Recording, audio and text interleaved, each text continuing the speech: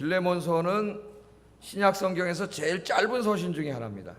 바울 서신 중에서 제일 짧은 서신인데 한 장밖에 없어가지고 빌레몬서를 빨리 찾는 사람은 성경을 많이 읽는 사람이에요.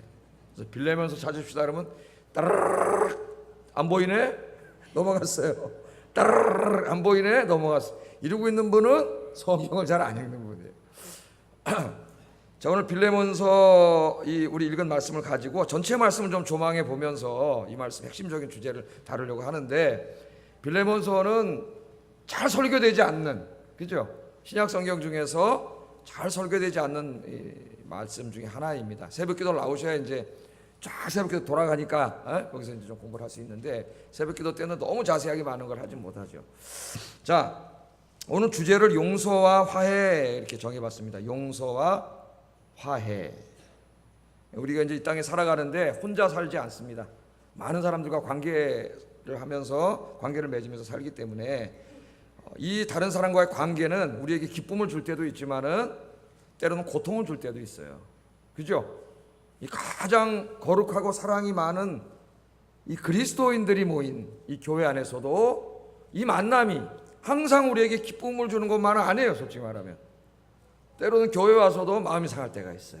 이 관계라고 하는 게 우리 이 인간들이 살아가는데 그런 모든 그런 고통이 있을 때도 있고 기쁨이 있을 때도 있는데, 그러므로 우리 그리스도인들이 이런 관계 속에서 정말 그리스도인됨을 나타내는 중요한 그 기독교 덕목이 뭐냐면은 바로 용서와 화해입니다. 용서와 화해. 자, 그럼 빌레몬서를 조금 공부해 보겠어요. 전체적으로 한번 조망해 보고 좀 깊이 있게 몇 구절을 다루어 보고 또 적용해 보고 오늘 그렇게 좀 공부를 해 보겠습니다. 이 빌레몬서는 바울 서신 중에서 가장 짧은 서신인데, 이 빌레몬서는 바울이 자신이 전도하여 양육한 그 빌레몬이라고 하는 사랑하는 제자에게 보낸 지극히 개인적인 서신이에요. 그래서 빌레몬서를 읽으면 이게 뭐지? 생각이 들어요. 이게 왜 성경이지? 이런 생각이 들어요. 이게 얼핏 피상적으로 읽으면. 그러나 이 짧은 서신 안에는 모든 그리스도인들이 지켜야 될 기독교의 가장 중요한 가치인 용서와 화해의 문제를 다루고 있습니다. 우리 그리스도인들이 우리의 가정에서 혹은 교회에서 이 사회 속에서 성경의 가르침의 핵심이라고 할 수 있는 용서와 화해를 어떻게 구체적으로 실천하면서 살아야 되는가 하는 이 모델을 보여줘요. 오늘 이 말씀이 기독교 복음의 아주 핵심적인 말씀이라 할 수가 있고, 하나님 나라가 이 땅에 이루어지는데 아주 핵심적인 말씀입니다. 그래서 그 톰 라이트라고 하는 신학자는 바울 신학이라고 하는 방대한 저서를 연구하고 저술하면서 자기 바울 신학의 출발점을 빌레몬서로 삼았어요. 빌레몬서. 왜? 하나님의 궁극적인 목적이 뭐예요? 이 온 땅을 구원하고 온 세상의 사람들을 다 구원해서 이 사람들이 다 어떻게 합니까? 사랑하고 용서하고 화해해가지고 하나님을 한 아버지로 모시는 하나의 백성, 하나의 가족을 만드는 거예요. 지금은 인간이 그렇게 못 살잖아요. 에? 나라가 나라끼리 싸우고 민족끼리 싸우고 이데올로기로 나눠서 싸우고, 우리나라가 대표적인 나라 아닙니까 여러분? 남북으로 갈라져 싸우고 이 남쪽 안에서도 진보와 보수로 싸우고 좌파와 우파로 싸우고 돈과 서로 나뉘어서 싸우고, 지금 미사일이 하늘로 슝슝 날아다니고, 맨날 뉴스를 들으면 그런 뉴스밖에 안 들리잖아요. 궁극적인 하나님의 목적이 이게 다 죄 때문에 이렇게 된 거거든. 죄 때문에 이걸 다 치유해서 모든 사람들이 싸우지 않고 서로 용서하고 화해하고, 그래서 하나님이 한 가족이 돼서 사는 나라. 그 나라가 뭐예요? 그 나라 천국이에요. 하나님의 나라예요. 그 하나님의 나라를 우리 그리스도인들이 이 땅에서 이렇게 이루어 가야 됩니다. 그 하나님의 나라를 이루어 가야 될 가장 중요한 기관이 교회예요. 교회. 그래서 세상에 하나님 나라의 모습을 보여줘야 되는데, 그 하나님 나라를 이루는데 우리에게 가장 중요한 게 뭐냐면 용서와 화해예요. 용서와 화해. 그래서 이 문제를 다루고 있어요. 한 개인 대 개인의 문제를 다루고 있는 것 같지만 결국 이 용서와 화해가 한 개인의 문제에서 시작돼서 용서하지 않으면 결국 한 사회와 국가에 이 하나님 나라가 이루어지지 않습니다. 그래서 매우 중요한 말씀이에요. 자, 바울은 로마 감옥에 대략 한 60년에서 62년 사이에 갇혀 있을 때에 도망 노예인 오네시모라고 하는 사람을 만나게 돼요. 오네시모, 한 청년인데 오네시모라는 사람을 만나요. 이 바울은 예수 안 믿는 사람 딱 만나면 뭐해요? 제일 먼저 복음을 전해요. 전도해요. 이거 우리가 배워야 돼요. 여러분 오늘 이제 태신자 작정, 우리 복음을 전하라 태신자 작정 하는데, 하나님이 믿지 않는 사람을 여러분 옆에 붙여준 이유는 그 사람에게 복음을 전하라고 붙여준 거예요. 이걸 잊으면 안 돼요. 그럼 바울이 감옥에 이렇게 딱, 근데 어떻게 왔는지 모르지만 이 사람을 하나님 보내주셨어요. 오네시모를 만나게 됐습니다. 그래서 복음을 전했죠. 복음을 전해서 이 사람 구원했어요. 예수 믿게 만들었어요.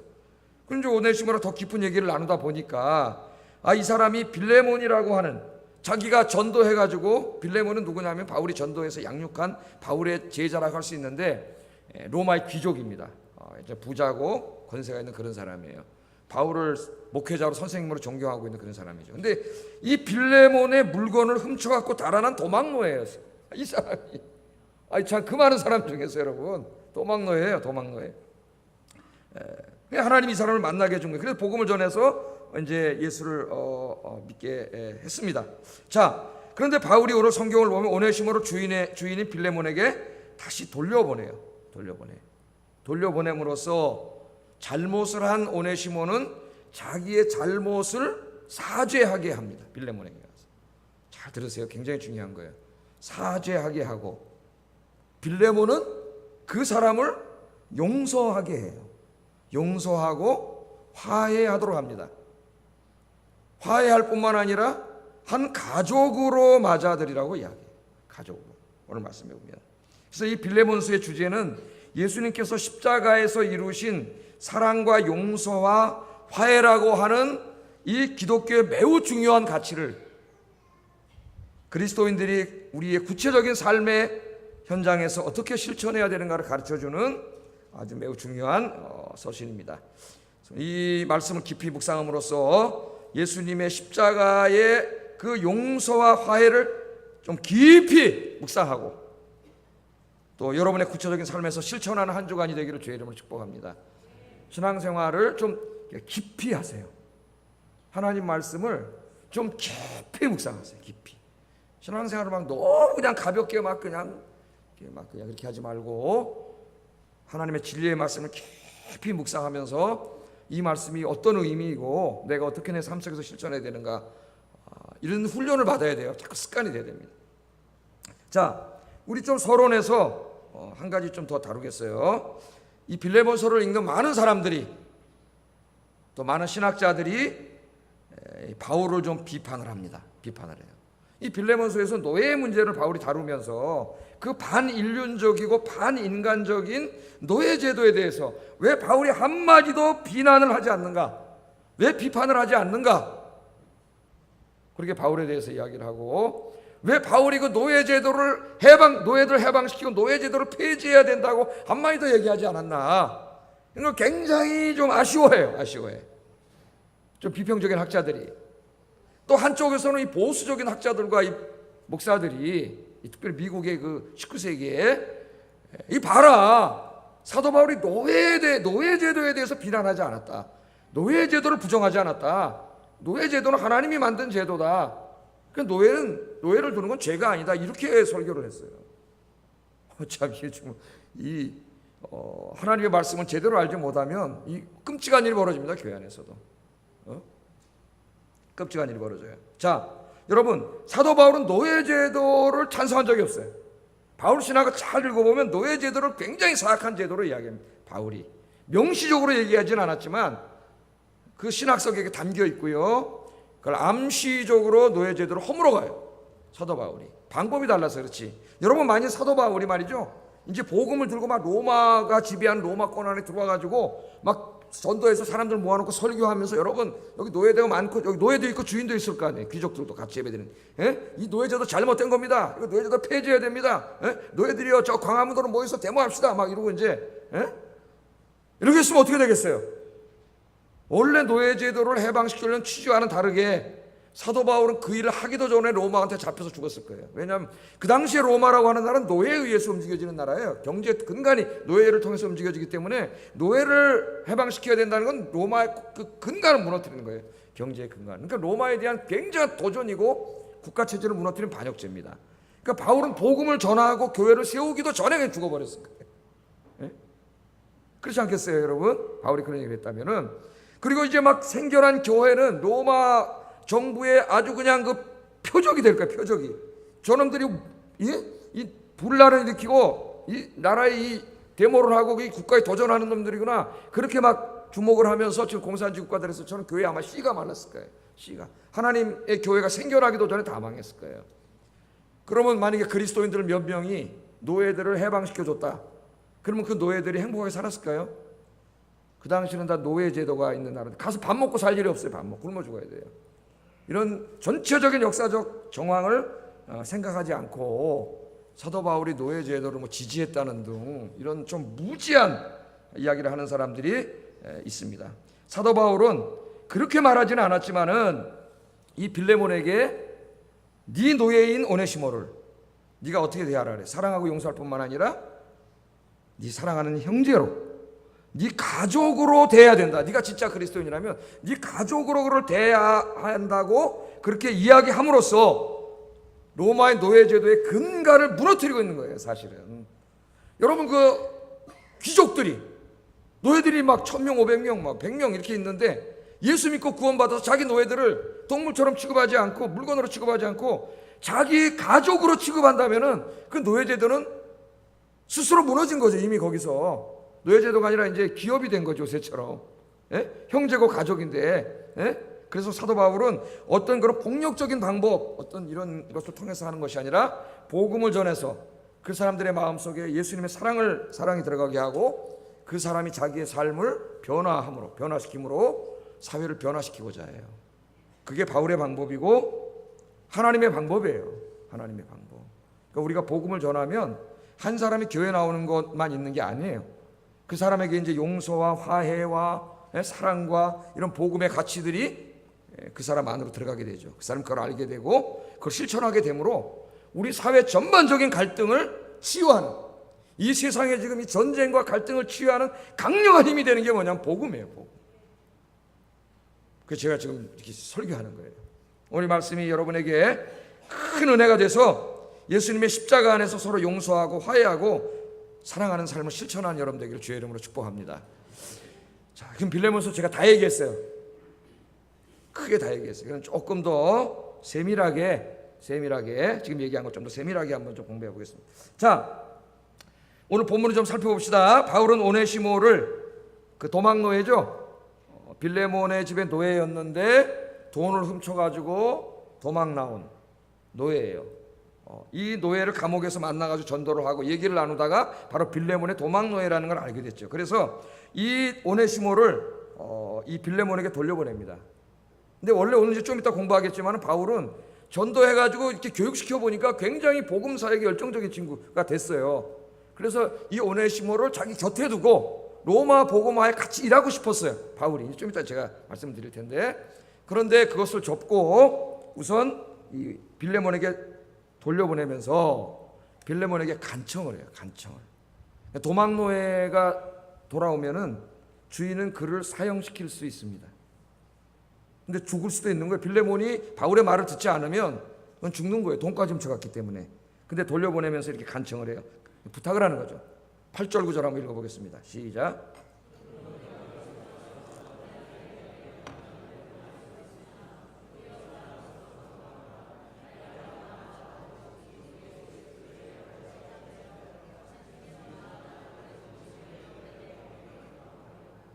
내가 갇힌 자 중에서 낳은 아들 오네시모를 너희를 위해서 내가 간구한다. 그렇게 얘기합니다. 자기가 복음 사역자로 데리고 일하고 싶었지만은 그 14절 그다음 이제 읽어보면은 바울이 이것을 자기가 명령할 수도 있다 그래요. 제자니까, 영적인 제자니까, 목회자로서 내가 너에게 그렇게 하겠다. 안 보내도 돼. 그냥 편지만 보내고 내가 오네시모 여기 데리고 있으니까 전도해서 염려 말고 그렇게 해라. 그렇게 할 수도 있다는 거예요, 바울이.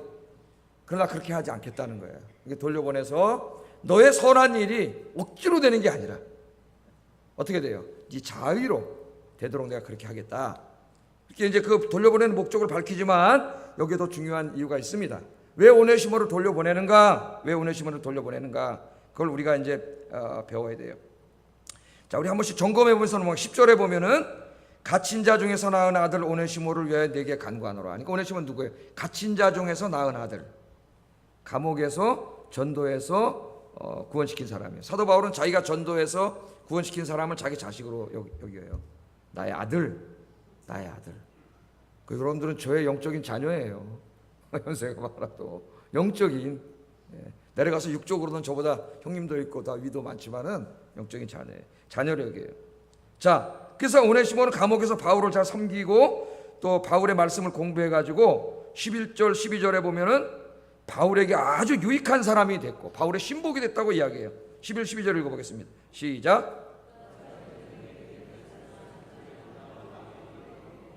내게 그를 돌려보노니 그는 내 신복이라.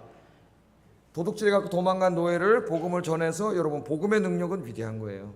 복음을 가르쳐서 그를 변화시켰는데 그 도둑놈이었던 도망노예가 변화돼가지고 신실한 청년이 됐고 바울의 복음을 도울 수 있는 바울의 신복이 됐다, 그렇게 말해요. 신복이 됐다.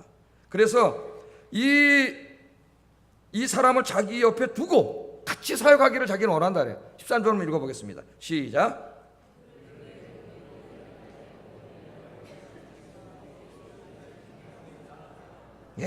지금 그러죠? 네가 나를 섬겨야 되는데 이 친구를 내 옆에 두고 네가 나를 섬기는 대신 이 친구 오네시모가 나를 여기서 섬기게 하도록 하고 싶다, 내가 그렇게 말해요. 그러나 14절 한번 읽어보겠습니다. 14절 14 성경보고 읽어보세요. 시작.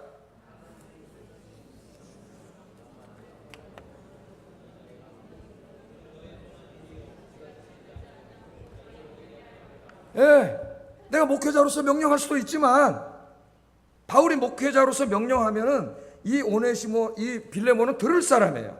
들을 사람. 1절에서 7절까지 우리 안 읽었지만 읽어보면 굉장히 신실한 믿음의 사람입니다. 칭찬을 많이 하죠. 그러나 내가 이걸 억지로 강요로 하지 않겠다 그래요. 강요로 하지 않고 어떻게 한다 그래요? 네 자의로 한다 그래요. 자의로. 그러면서 이제 오네시모를 돌려보내는데, 그 돌려보내는 데는 그거 외에 중요한 목적이 하나 더 있어요.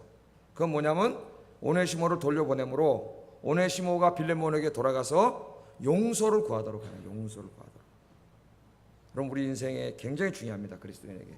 우리 살다 보면은요, 내가 다른 사람들에게 고통을 당하고 어려움을 당할 수도 있지만 내가 다른 사람들을 아프게 하고 힘들게 할 때도 있어요.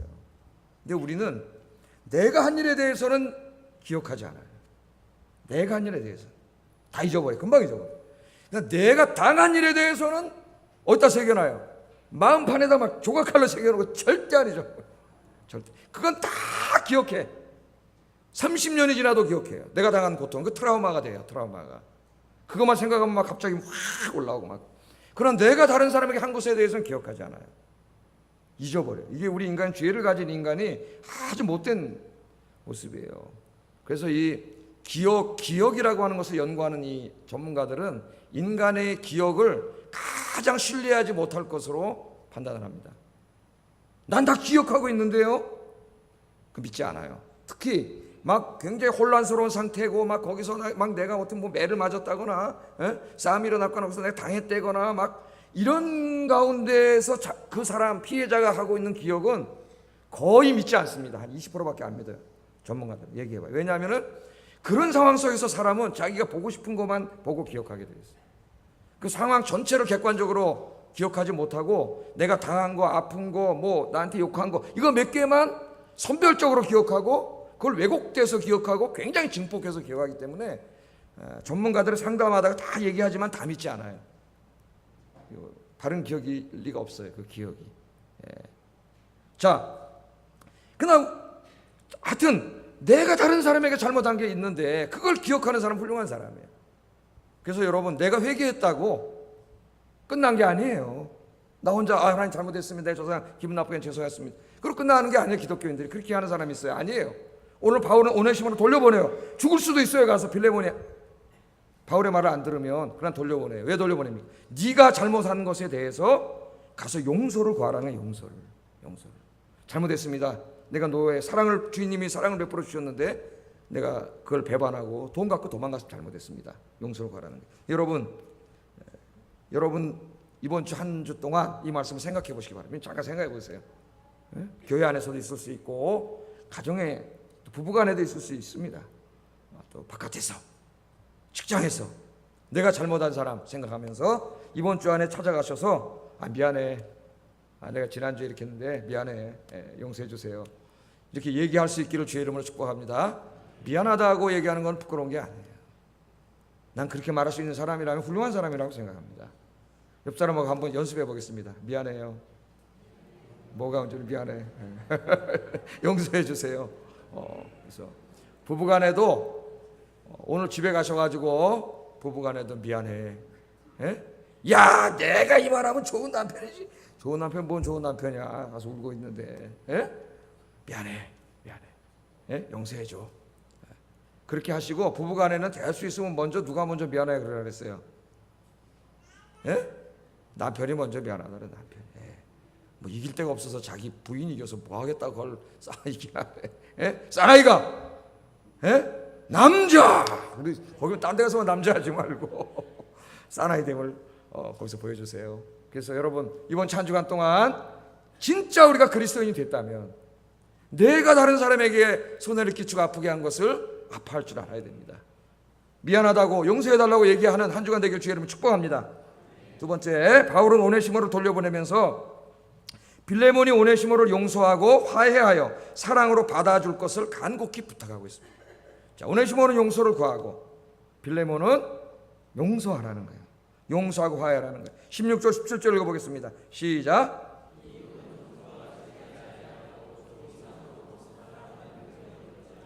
내게 특별히 그러하거든 하물며 육신과 주 안에서 상관된 내게랴.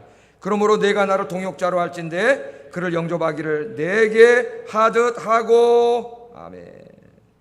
바울은 빌레몬에게 이야기합니다. 네가 진짜 그리스도인이라면 이제 네가 진짜 그리스도인 됨을 보여주는 아주 중요한 시금석이에요. 이게 뭐냐면은 네 사랑을 배반하고 돈을 가지고 훔쳐 도망갔던 오네시모를 네가 어떻게 해야 된다고요? 용서해야 된다는 용서. 용서하고 화해할 수 있어야 된다. 그래야 네가 진짜 그리스도인이라면. 그 정도가 아니라 그것만 해도 훌륭한데요. 그런 사람 어떻게 용서할 수 있겠어요, 여러분? 여러분이 사랑을 베풀었는데 어느 날 여러분 돈 한 매도 가지고 톡 깨버린 그 사람 용서할 수 있겠냐고. 그 사람을 용서하고 화해하는 것만 해도 훌륭한데 사도 바울은 거기서 한 걸음 더 나가서 뭐라 그래요? 더 나가서 그를 네 형제로 받아줘야 된다. 형제로. 당시의 노예는 주인의 소유물밖에 안 됩니다. 주인의 물건이나 마찬가지예요. 동물이나 마찬가지를 시켜먹는. 그런데 그것도 도망노예요. 도망노예. 근데 네가 진짜 그리스도인이라면은, 네 안에 진짜 예수의 생명이 있는 사람이라면 네가 그를 용서하고 화해해야 될 뿐만 아니라 그를 너의 한 가족으로 여겨야 된다는 거예요. 가족으로.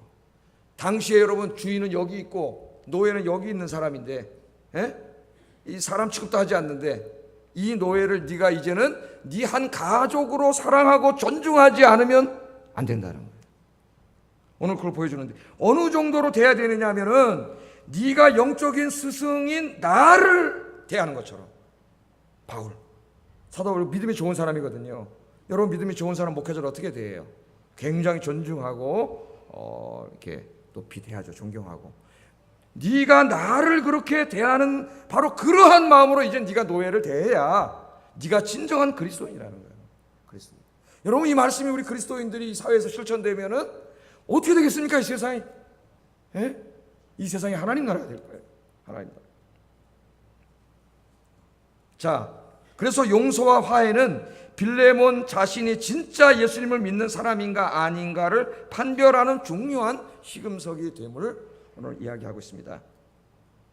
바울은 이처럼 자신이 빌레몬의 영적인 스승으로 이와 같은 일을 그리스도인으로서 당연히 지켜야 될 일로 내가 명령할 수도 있다. 8절에 아까 그랬죠? 명령할 수도 있어요. 바울이. 아마 바울이 명령했다면 빌레몬은 영적인 스승의 바울의 명령에 순종했을 만큼 믿음이 있는 사람입니다. 이 사람은. 그러나 바울은 이러한 선한 일이 억지로 되는 것을 원하지 않았습니다. 그래서 바울은 목회자의 명령이라는 방법을 사용하기보다는 그리스도인들이 사용할 수 있는 더 탁월한 방법이 있어요. 그걸 사용해요. 명령하는 게. 제가 우리 목사님들이 가끔 얘기합니다. 설교는 어필이다. 어필. 하나님의 말씀으로 성도들에게 어필하는 거지. 내가 막 그들 꾸짖고, 물론 설교 어떨 때는 책망할 때도 있어요, 하나님 말씀으로.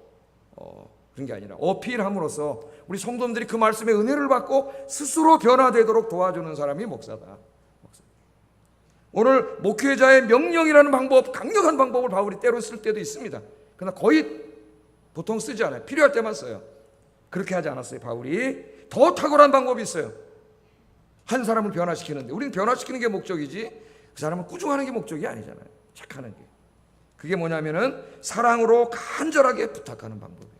어떻게 한다고요? 사랑으로 간절하게 부탁하는 탁월한 그리스도인의 방법이에요. 바울은 빌레몬의 자발적인 승낙이 없다면 아무것도 하기를 원하지 않는다, 그렇게 이야기합니다. 빌레몬이 바울의 말을 듣고 이 서신을 읽고 자발적으로 일을 하기를 원하고 있어요.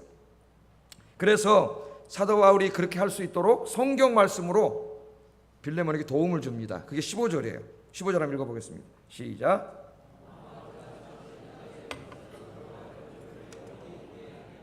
아멘. 자, 이 말씀을 잘 보세요. 아마 그가가 누구예요? 오네시모죠. 오네시모가 너를 잠시 떠나게 된 것은, 뭘 말하는 거예요? 돈 훔쳐고 도망가는 얘기를 하는 거죠. 지금 떠나게 된 것은 너로 하여금, 여기 너는 누구예요? 빌레몬이죠. 빌레몬. 너로 하여금 그는 누구예요? 오네시모를 영원히 내 곁에 두게 함이니, 이렇게 말을 해요.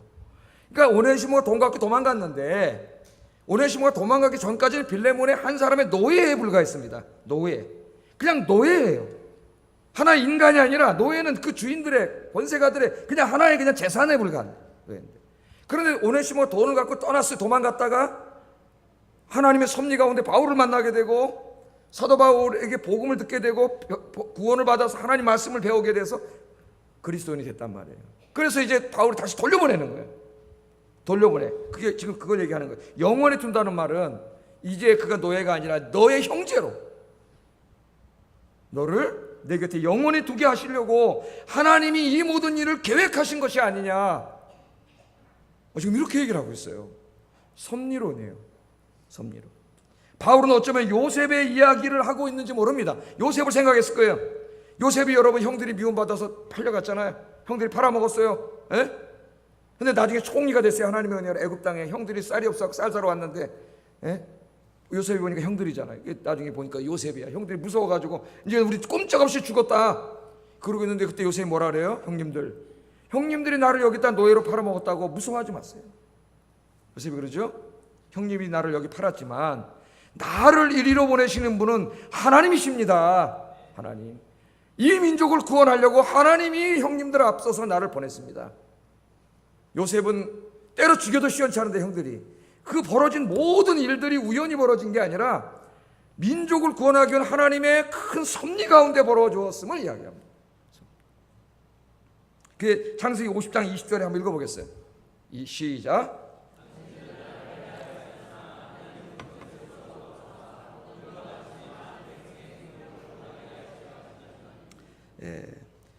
바울이 오네시모가, 이거 헷갈리면 안 돼요. 바울이 오네시모가 돈을 훔쳐갖고 도망간 것을 정당화시키는 게 아니에요. 그거는 분명히 잘못된 일입니다. 잘못된 일이에요. 그렇게 하면 안 돼요, 기독교는. 그러나 하나님께서는 이 잘못된 일을 통하여서도 선을 이루어 오네시모를 빌레몬의 믿음의 형제가 되게 하시려고 이 일을 계획하셨다는 거예요. 계획하셨다. 이 모든 일에 오네시모가 바울을 만나 구원하게 하여 빌레몬의 믿음의 형제가 되게 하시려는 하나님의 섭리가 있었다. 여러분, 바울이 너무 이 상황을 억지로 해석한다고 생각하세요?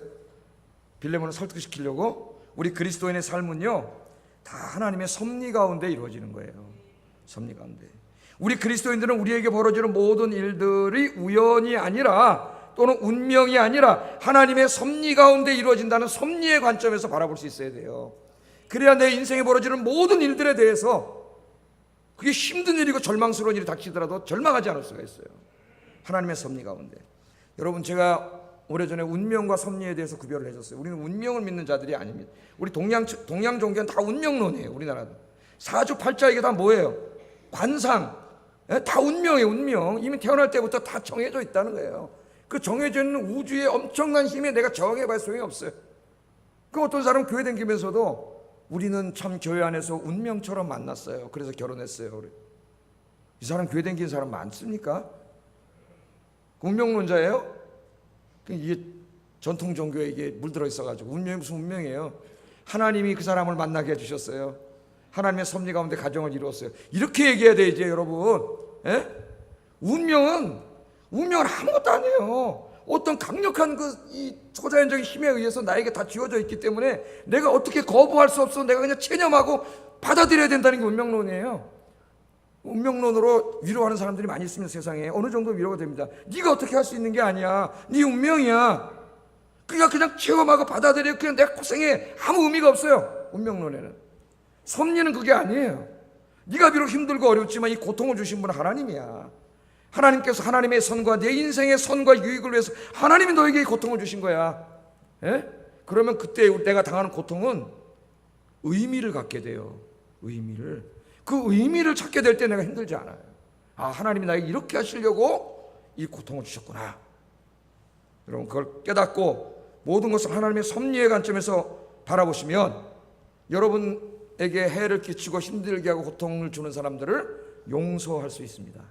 누가 하신 거예요? 저 사람이 나에게 못되게 굴어요. 저 사람이 잘못하고 있는 거예요. 그러나 저 사람의 잘못을 통해서 나를 연단시키려고 하는 여기는 하나님의 섭리가 있는 줄로 믿습니다. 그러면 여러분 용서할 수 있어요. 화해할 수 있어요. 오늘 바울이 그렇게 얘기하는 거예요. 이 모든 일이 그 사람이 분명히 잘못했지만 너와 오네시모 사이를 한 형제로 만들려는 하나님의 놀라운 계획 속에 이루어진 것이다. 그렇게 얘기합니다. 모든 일을 하나님의 섭리의 관점에서 바라보고 여러분에게 잘못하고 있는 사람들을 이번 한 주간 용서하고 화해하고 그걸 더 넘어서서 한 가족으로 그렇게 맞아줄 수 있는 여러분 되기를 주의 이름으로 축복합니다. 바울은 이 이야기를 하면서 자신이 이 두 사람을 화해시키려고 굉장히 지금 노력하고 몸부림쳐요. 그래서 우리가 또 하나 생각이 될 게 뭐냐면 그리스도인들은 화해의 사역자가 돼야 돼요. 화해의 사역자. 18절 19절 읽어보겠습니다. 시작.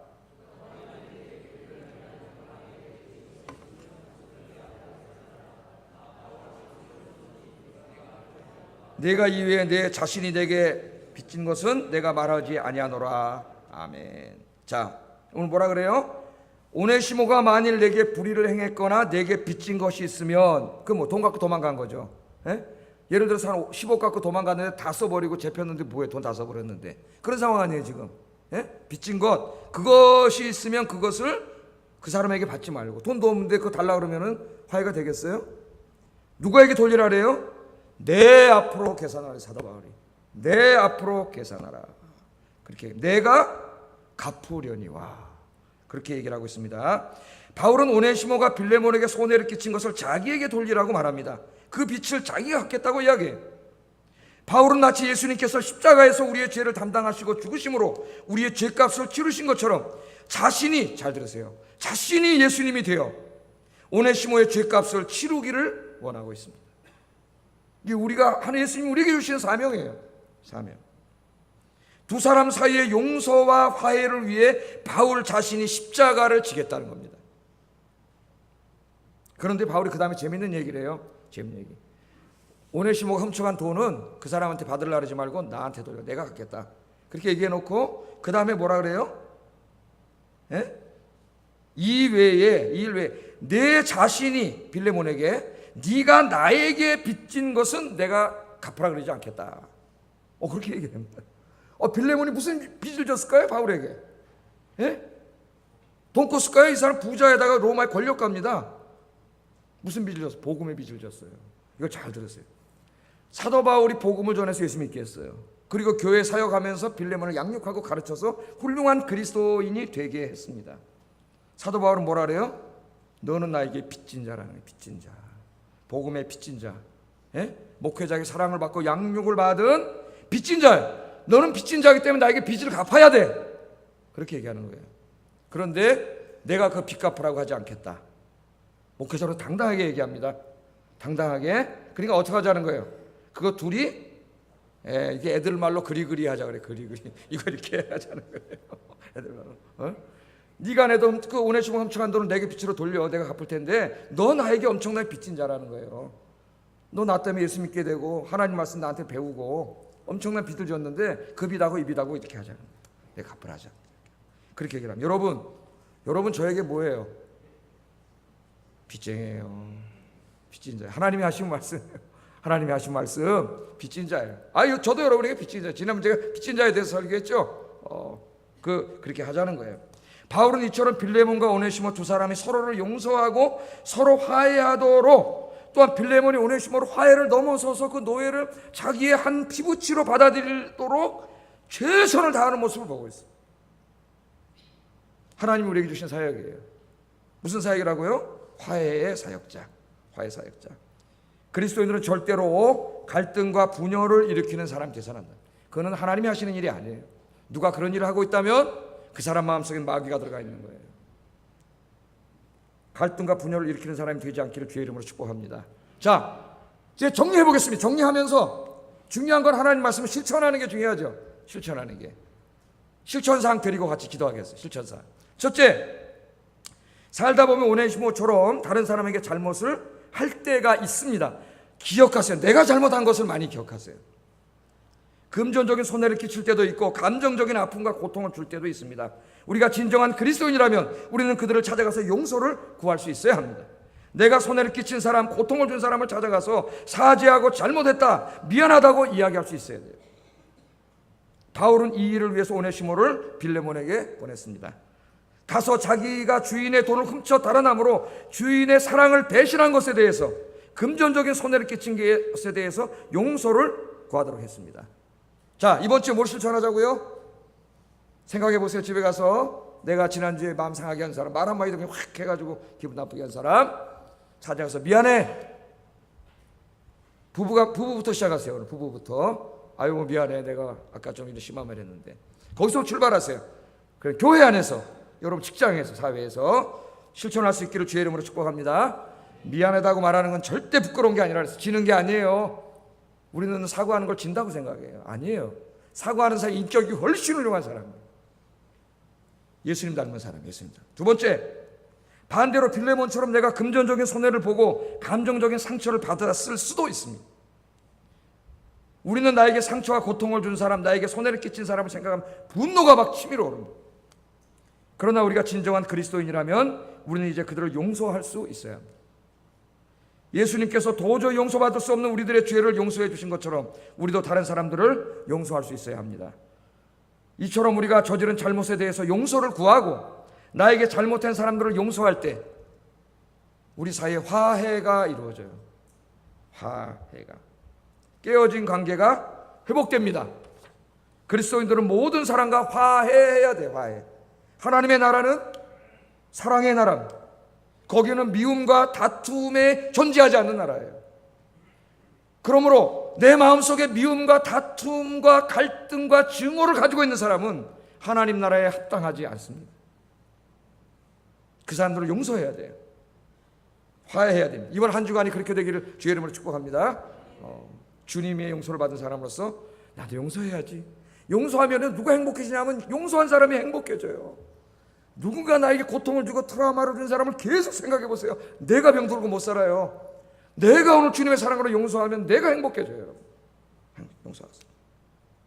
세 번째, 그리스도인들은 사회적 지위나 경제적인 수준의 차이나 학벌의 차이, 학연의 지연, 성별 이런 모든 것을 넘어서서 이제 모든 사람을 하나의 가족으로 받아들일 수 있어야 돼요. 내가 사회에서 어느 정도 지위에 있는 사람인데, 내가 공부를 어느 정도 했는데, 저 사람들, 그런 사람 아직 주님을 만나지 못한 사람이에요. 예? 우리 사회에는 공부에는 우등생인지 몰라도 인간성이 열등, 이 열등생, 예? 낙제생이 너무나 많습니다. 그런 자들이 지금 우리 사회 이 상류층에 있기 때문에 나라가 이 모양 이 꼴이 되는 거예요. 공부에는 우등생, 인생에는 낙제생. 그런 사람 돼서는 안 되겠어. 여러분, 여기 있는 모두는 하나의 가족이에요. 가족. 목회자인 바울을 대하는 것처럼 대하라 그러잖아요. 노예를. 그래야 네가 진짜 그리스도인이라는 거예요. 예? 그렇게 얘기를 합니다. 이 말씀을 보세요. 아까도 제가 말했죠. 바울이 노예 제도를 언제 옹호했어요? 신학적인 무지와 오해예요. 바울은 노예 제도를 절대로 옹호하지 않습니다. 물론 바울은 선동해가지고 노예 해방 운동을 일으키지 않았어요. 그러나 바울은 복음을 통하여 근본적인 노예 해방 운동을 하고 있습니다. 바울은 자신이 가르친 성도들이, 특히 귀족들이 자신들의 노예를 한낱 재산에 불과한 노예로서가 아니라 한 가족으로 대하도록 가르침으로써 노예 제도의 근간을 다 무너뜨리고 있어요. 여러분, 우리 모두는 한 가족입니다. 안녕하세요, 언니, 형님 한번 해보겠습니다. 안녕하세요. 혈연에 의해서 맺어진 가족은 여러분이 이 땅에 살 때 잠깐 하나님 나라에 가면 영원하잖아요. 혈연의 가족관계 잠깐이에요. 하나님 나라에서 가족관계는 혈연에 의해서 이루어지지 않습니다. 믿음에 의해서 이루어져요. 그래서 하나님 나라가 임하면 여러분들 다 천국에 가시면 혈연 관계는 끝나요. 그래서 어떻게 돼요? 믿음, 하나님을 믿는 사람도, 구원받은 사람들이 다 한 형제가 되고 하나님을 한 아버지로 모시는 하나의 가족이래. 가족. 이게 가족이에요. 가족. 교회가 그런 교회가 돼야 되는 거예요. 그래서 가족 같은 교회가 하나님 나라를 미리 여기서 실현하는 교회가 되므로 세상에 하나님 나라 천국의 모습을 보여주는 교회가 되라는 거예요. 교회가. 가족. 우리가 가족처럼 살면요, 세상 사람들이 깜짝 놀라서 교회로 몰려옵니다. 가족처럼 살면. 그렇게 살으라는 거예요. 그래서 여러분, 지금 혈연의 가족이 천국에 가면은 더 이상 가족이 안 될 수도 있어요. 구원받지 못한 사람은 거기에 같이 있지 못하기 때문에. 그래서 우리 가족들을 열심히 전도해야 돼요. 오늘 복음을 전하라. 예? 열심히 전도해야 돼요. 여러분, 우린 다 누구예요? 가족이에요. 가족됨을 깨트리는 게 교만이에요. 그러니까 공부했으면 자기가 뭘 얼마나 더 공부했어. 돈이 있으면 뭐 얼마나 더 있다고. 그런 사람이 또 자기보다 더 높은 사람 만나면 또 킹하고, 왜 인생을 그렇게 끄떡으로 창피하게 살아요? 예? 자기감 느끼지 않나요? 모두를 주님 안에서 신분과 모든 걸 확보를 넘어서서 진짜 가족으로 대할 수 있을 때, 외식이 아니라 진짜 마음으로 여러분은 그리스도인을 할 수 있어요. 그렇게 되기를 주의 이름으로 축복합니다. 마지막으로 그리스도인들, 우리가 실천해야 될 것은 바울처럼 화해의 사역자가 되어야 된다. 화해의 사역자. 그리스도인들은 갈등 가운데 있는 성도들이 서로 용서하고 화해하여 가족이 될 수 있도록 하는 일에 최선을 다해야 됩니다. 오늘도 좀 이따 직분자 선거를 뽑는데 우리 직분자들이 앞장서서 교회의 모든 성도들이 서로 용서하고 화해할 수 있도록 여러분들 최선을 다해야 돼요. 그게 하나님 우리에게 주신 중요한 일이에요. 예수님께서는 우리들에게 화평케 하는 사명을 주셨어요. 마태복음 5장 9절에 보면 화평케 하는 자는 복이 있나니 그들이 하나님의 아들이라 일컬음을 받을 것입니다. 화평케 하는 자, 피스메이커, 화평이 없는 곳에 평화를 창조하는 자는 하나님의 아들이라 일컬음을 받는다. 그럼 불화케 하는 자는 마귀의 자식이라 일컬음을 받는다는 거예요. 여러분, 그리스도인들은 사람들을 이간시키고 불화하게 하는 일을 절대로 해서는 안 됩니다. 잠언 6장에 보면은요, 하나님이 제일 싫어하는 거 7가지 있어요. 잠언 6장 읽어보세요. 오늘 집에 가서. 하나님이 제일 싫어하는 게 7가지가 있는데 그 중에 하나가 형제 사이를 이간시키는 거라고 잠언 6장 19절에 나와 있습니다. 그리스도인들은 절대로 여기 가서 조말하고 저기 가서 조말해가지고 성도를 불화하게 만드는, 그건 하나님이 제일 싫어하는 7가지 중에 하나라는 거예요. 그럼 그 사람이 어떻게 되겠어요, 여러분? 오늘 바울처럼 하나님이 우리를 화해의 사역자로 부르셨습니다. 할렐루야. 여러분이 가는 곳마다 갈등 있는 곳에, 용서함이 없는 곳에, 미움이 있는 곳에 여러분 때문에 서로 용서하고 화해하는 아름다운 역사가 일어나기를 주의 이름으로 축복합니다. 기도하겠습니다. 말씀을 생각하면서 기도하겠습니다. 자, 기도하세요. 구체적으로 기도합니다. 내가 손해를 끼친 사람, 상처와 고통을 준 사람, 이번 주 안에 찾아가서 미안하다고, 용서해달라고 이야기할 수 있게 해주세요. 첫 번째 기도 제목이에요. 두 번째, 나에게 잘못한 사람, 상처를 준 사람들 내가 용서하고 화해하고 한 가족으로 품을 수 있게 해주세요. 세 번째는 갈등하고 미워하고 다투고 있는 분들을 서로 화해시키는 일에 내가 헌신할 수 있도록 해주세요. 같이 기도하겠습니다. 사랑과 은혜가 충만하신 하나님, 감사합니다. 오늘 이 귀한